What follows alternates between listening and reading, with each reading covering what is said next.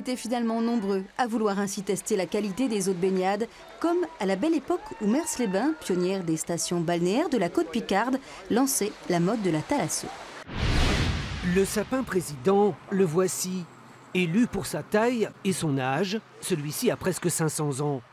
Chaque année, ils sont des centaines à lui rendre visite en plein mois de juillet.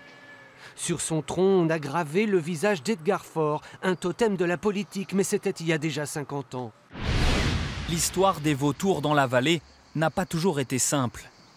Après des siècles de présence en Lozère, le rapace disparaît dans les années 40, victime du braconnage et de produits toxiques.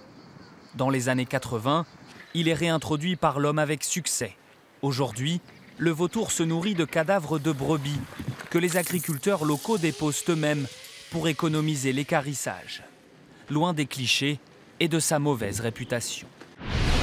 Si son nom fait rire au premier abord, le cul noir, par ces temps de crise agricole, a plutôt la vertu d'être une source de revenus stable pour une cinquantaine d'agriculteurs limousins à la recherche d'une tirelire.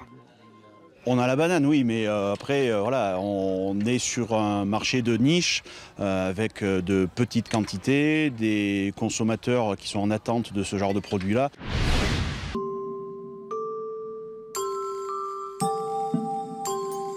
Il existe 1200 espèces de fourmis dans le monde, 400 en Europe, 180 en France. La plus connue est sans doute la fourmi rousse ou fourmi des bois.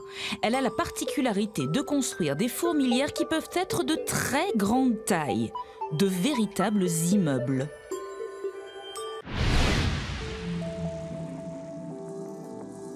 Ça peut pousser, je vous dis, 1 mètre en moyenne, jusqu'à 1,40 m. Donc ça fait des massifs qu'on voit de très loin, quoi. Donc c'est très, très beau de loin comme de près. C'est rustique et vivace. Ça a tout son avenir au jardin.